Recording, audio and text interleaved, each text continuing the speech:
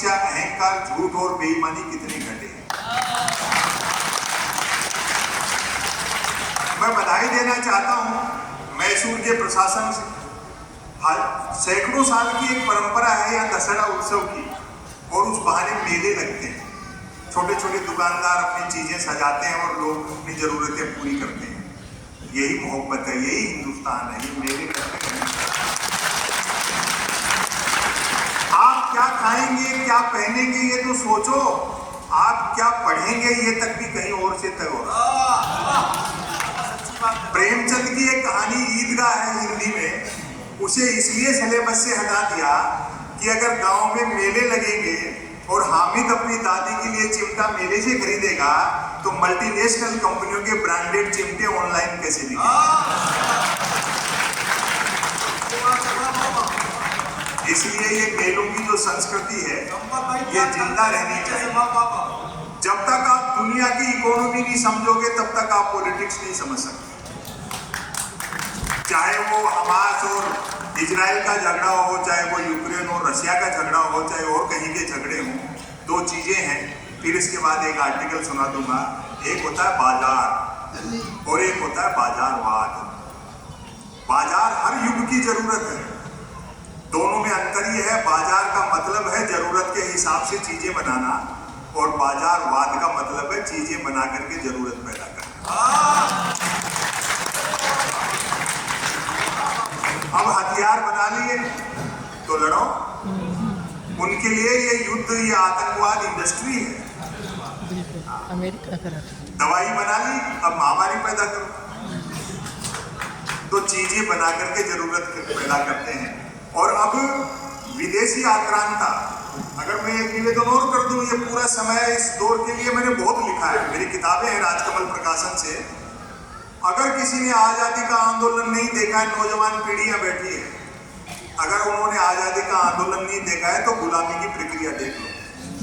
अरे वाह वाह वाह, आपको पता ही नहीं लग रहा है और चीजें किस तरह से किधर जा रही हैं। अब विदेशी आक्रांता, उपनिवेशवादी जिनसे टीपू सुल्तान लड़े थे, वो खैबर का दर्रा पार करके या समुद्री रास्ते से नहीं आते, मोबाइल, इंटरनेट, लैपटॉप के जरिए आते हैं। और उनके लिए जीपीएस और लोकेशन का काम वो करते हैं जो माता का, सीता का पता लगाने लंका गए थे और सोने की चमक देखी तो वहीं की नागरिकता ली।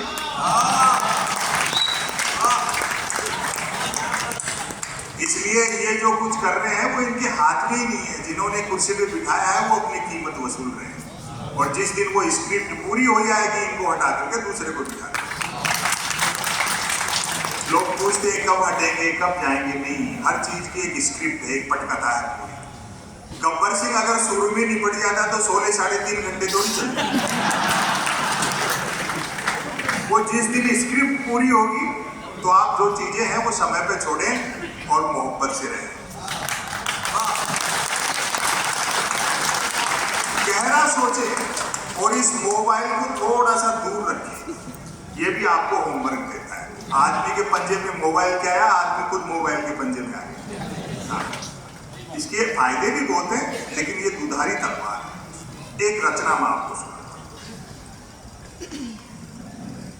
वैसे तो सब कुछ इंटरनेट पे है, हम कवि और शायर तो इसलिए चल रहे हैं कि आप लोगों की याददाश्त कमजोर है।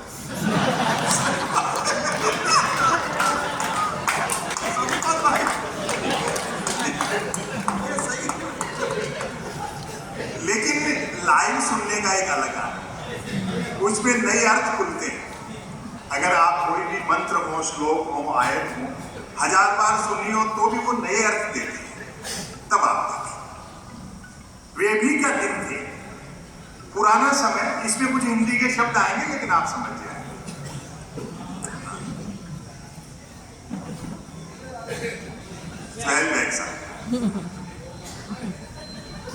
आप दिखते रहना, पेमेंट के चेक इन्हीं के पास है।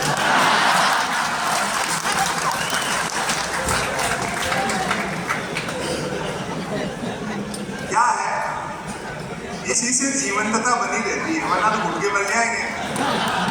मैं आपको सच बताऊं, आपने 10 साल तकलीफ में निकाले होंगे, लेकिन मैंने नहीं निकाले और आप भी नहीं निकालोगे आज के बाद। प्रधानमंत्री अगर इतना मनोरंजन नहीं करते तो अपन टूट के मर जाए। राहुल गांधी 4000 किलोमीटर पैदल चले एक पैंट और टी शर्ट में, वो पूरे 4000 कपड़े बदलते थे।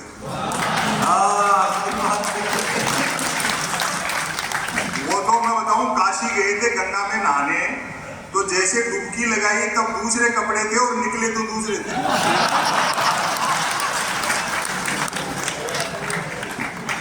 तो होमवर्क मत लो और मजे करो। ये सब बीमारियां सोशल मीडिया। एक जमाना ऐसा था, देखो क्या बढ़िया संभावित सिंह ने सुनाया आपको प्यार प्रेम की कविताएं, और आप भी बड़े लट्टू भी सुन रहे थे। ये भी भूल गए कि उम्र कितनी है। एक जमाना ऐसा था जब मैं भी प्यार प्रेम की कविताएं लिखता था, जब तक अक्लदार नहीं निकली थी। उबासी के बहाने भी किसी लड़की के दांत दिख जाते तो 5-7 गजलें लिख मारता था, भले वो उबासी मुझको देख करके ले रही होती थी। और एक निवेदन कर दूं, माताएं बहनें बड़ी संख्या में बैठी हैं, प्रकृति के कुदरत के सृष्टि के नियम बदल सकते हैं, औरत के प्रति पुरुष की मानसिकता नहीं बदल सकती। बात अच्छी लगे तो माताओं बहनों को ताली बजानी है, क्योंकि तो खिलाफ बोल रहा हूं। प्रकृति के कुदरत के सृष्टि के नियम बदल सकते हैं, औरत के प्रति पुरुष की मानसिकता बदल ही नहीं सकती। मर्द की फितरत होती है, अर्थी के रास्ते में भी औरत मिल जाए तो 80 साल का मुर्दा भी वाइब्रेशन मोड पर आ जाए।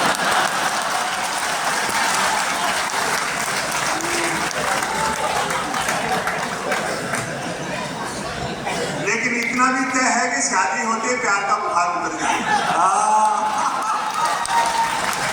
जैसे ही प्यार की पुनेन खाई, प्यार का मलेरिया गायब।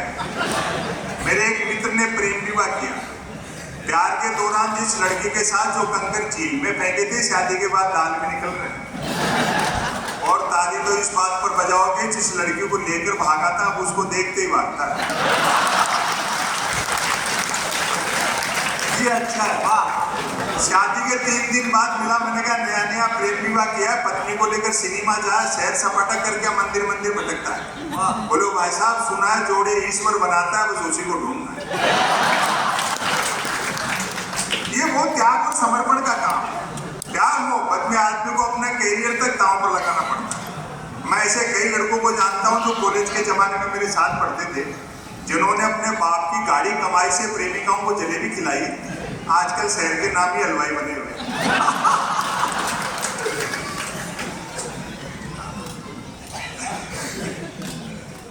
इमरान भाई कह रहे हैं कि आज जलेबी का जिक्र मत करिए यार। हरियाणा में चुनाव आ रहे हो, जनता की मोहब्बत थोड़ी हार गए।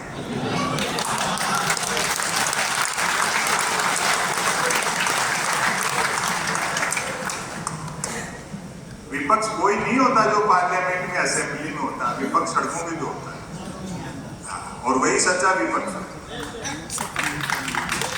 अब आप बेबी क्या दिन थी। पुराने समय में सुविधाएं कम थी, रोमांच था, संघर्ष था, सुख भले ही कम था, लेकिन रोमांच खूब था। वहीं से मैंने एक रचना निकाली, बेबी क्या दिन थे। सुनिए, पहली पंक्ति से पढ़ना। बैठिए बाबूजी, मैं तो 5 मिनट ही बोलूंगा बस। ये तो फिर भी धड़ल्ले से जा रहे हैं। मेरे टाइम तो कई लोग बंद मोबाइल कान के लगा के निकलते हैं। बेबी का दिन थे जब घड़ी एक आध के पास होती थी और समय सबके पास था। और अगली पंक्ति पर आपकी मोहब्बत मिलेगी। आज की तरह नहीं था कि फेसबुक पर 5000 दोस्तों और परिवार में बोलचाल करना है।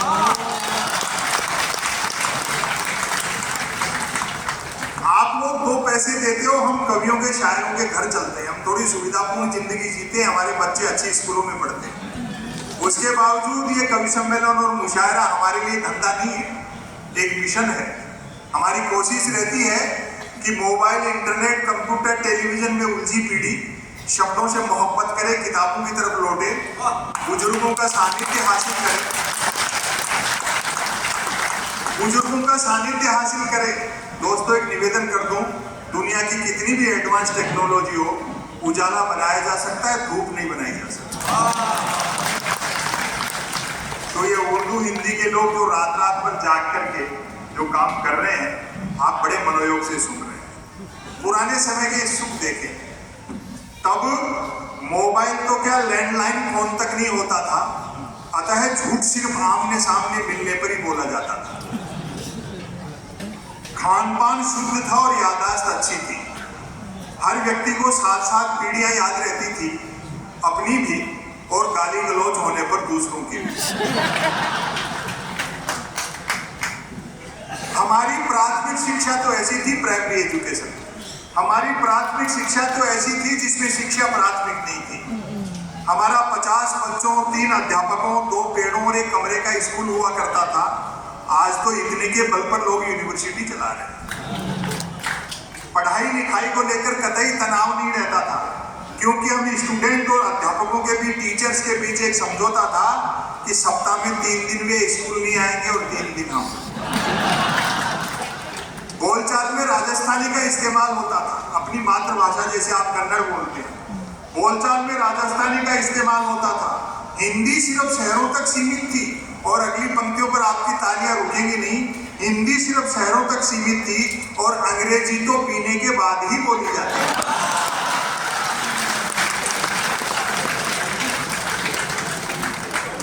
कई प्रकार के खेल कूद थे। अब तो बच्चे गेम के नाम पर वीडियो गेम खेलते हैं। बच्चे भी क्या करें, खो खो, कुश्ती और कबड्डी तो संसद विधानसभाओं में चलेगी। बाकी खेलों को क्रिकेट ने बाउंड्री लाइन से बाहर कर रखा है।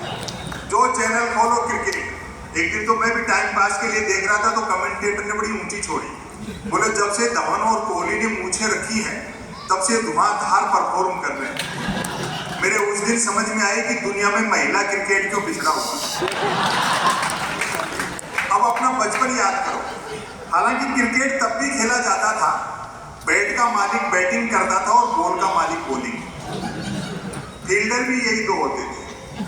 बैट टच न होने पर फेंकी हुई गेंद फेंकने वाले को लानी पड़ती थी। एक ओवर कुल कितनी गेंदों का होगा, ये गेंद का मालिक तय करता था। बल्लेबाज पहले गेंद पीटता था, फिर मूड के अनुसार भागकर या चलकर रन बनाता था, उसके बाद गेंद लाता था। अब आपके हाथ उठेंगे। ऐसा भी होता रहता था कि बल्लेबाज की दिन भर गेंद लाने की इच्छा नहीं रहती थी और वह दिन भर रन ही बनाता रहता।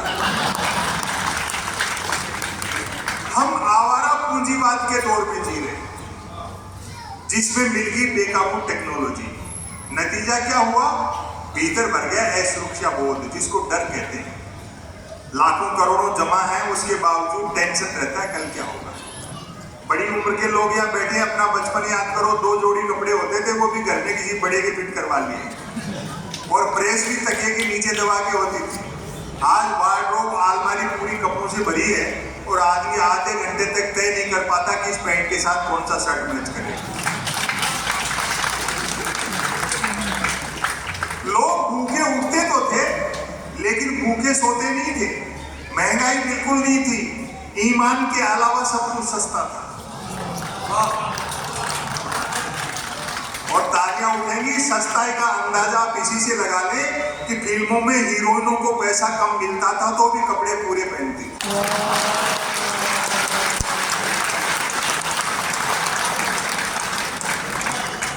उन दिनों रामलीलाएं मनोरंजन का प्रमुख साधन हुआ करती थी। रामलीला होती थी, सभी धर्मों के लोग देखने जाते थे, और उसमें किरदार भी दूसरे धर्मों के लोग निभा लेते थे। कभी ऐसी बातें नहीं। उन दिनों रामलीलाएं मनोरंजन का प्रमुख साधन हुआ करती थी, जिनमें महिला पात्रों का रोल भी पुरुष ही किया करते थे। रामलीला वालों का गले मिलने और गले पड़ने का समय अलग अलग होता था। रामलीला मंडली गांव की धर्मशाला में ठहरती थी। हम बच्चे दिन में धर्मशाला में जाकर देखते थे कि गत रात ही एक दूसरे के जानी दुश्मन रहे बाली और सुग्रीव साथ साथ ताश पत्ती खेल रहे। शूर्पणखा मंथरा के लिए चाय बना रहा है, और हर पुरुष की जो घर में औकात है, चटाई पर बैठा रावण रात को आरती में आए पैसों का हिसाब मंदोदरी को दे रहा है। लोग पैदल चलते थे और पद यात्राएं करते थे, जो कि पद प्राप्त करने के लिए नहीं होती थी। कुछ एक के पास साइकिलें होती थी जो 4 रोटियों में 40 का एवरेज देते। कारें, मोटरसाइकिलें तो छोड़ो, बसें तक गिनती की हुआ करती थी। जहाज और हवाई जहाज तो हम किताबों में देखते थे और कॉपियों के बनाते थे। याद आती है वे मीटर गेज की कोयले के इंजन वाली गाड़ियां। तय करना कठिन था कि ट्रेन और यात्रियों में कौन किसको ढो रहा है। उनकी स्पीड का तो यह हाल था कि घंटे 8 घंटे का सफर होता था तो भी लोग 3 वक्त का खाना बांध कर चलते थे। ट्रेन में चढ़ने में जितना पसीना आता था उतरने में उससे अधिक आता था। अब आप व्यंग देखें, यात्री काट की सीटों पर काट के उल्लू बने बैठे रहते थे। डिब्बे में डपली वालों का गाना बजाना चलता रहता था। और भारतीयों की साइकोलॉजी देखना, और अगर पकड़ लो तो मुझे बताना, मुशायरे का कार्यक्रम है, आप ठीक से समझ जाओगे। डिब्बे में डपली वालों का गाना बजाना चलता रहता था। खड़े यात्री भजन पसंद करते थे और जिन्हें सीट मिल जाती थी वे गजल। वाह! लोग फरमाइशें करते रहते थे और डपली वाले गाते रहते थे। डपली वालों को पैसा देने का वक्त आता था तब फरमाइशें करने वाले खुद गाने लगते थे। चूंकि यात्री को सामान की भी खुद ही रक्षा करनी होती थी, अतः खाली हाथ चढ़ते थे तो भी सामान लेकर ही उतरते थे। चिट्ठी पत्री का दौर था। अब तो पत्र लेखन ही बंद हो गया। चिट्ठी पत्री का दौर था। SMS ईमेल वाले क्या जाने पत्र लेखन का स्वाद। पत्रों में व्याकरण अशुद्ध होते हुए भी आचरण अशुद्ध होता था।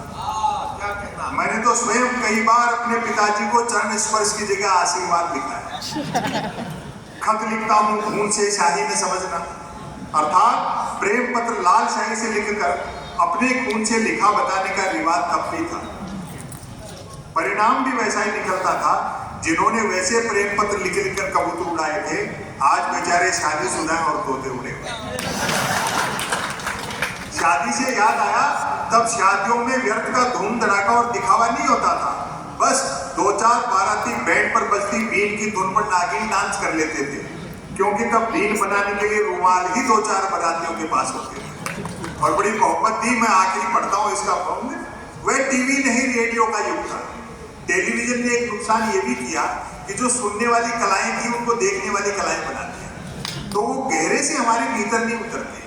आप ऑडियो और वीडियो दोनों को अलग अलग सुन करके देख लो। हालांकि प्रधानमंत्री के मन की बात रेडियो पे करने से रेडियो के तो अच्छे दिन आए।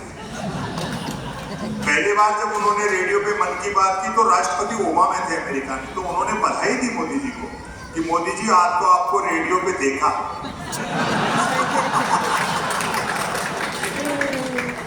वह टीवी नहीं रेडियो का युग था।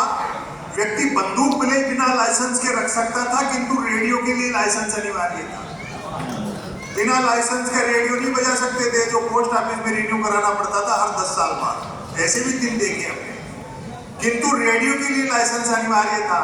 याद आते हैं अमीन सयानी का बिना का गीत माला, जसदेव सिंह की हिंदी कमेंट्री, कृष्ण कुमार भार्गव, देवकीनंदन पांडे और रामानंद सुप्रसाद सिंह के समाचार। और अब मोहब्बत मिलेगी, गर्दन झुकाकर BBC तो ऐसे सुनते थे जैसे आज बीबी से सुनते हैं। देखो, दुनिया मोहब्बत से चलती है। और राहुल गांधी जी ने भी कहा मोहब्बत करो, और गांधी का भी यही कहना था, मोहब्बत।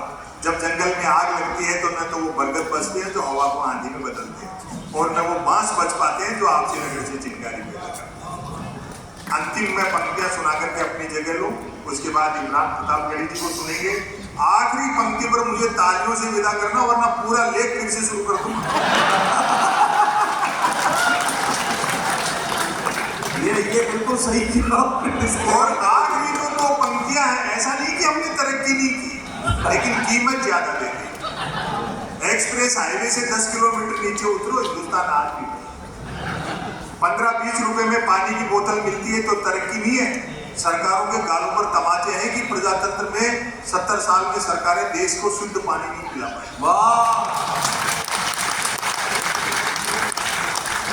सच है, मैं विदा होता हूँ। सच है, गन्ने का रस सूख जाए तो वह लाठी रह जाता है। तब हमारा जीवन कछुए की तरह था, आज हम खरगोश की तरह दौड़ रहे हैं, अर्थात भाग सब रहे हैं और पहुंच कोई नहीं। वाह वाह वाह।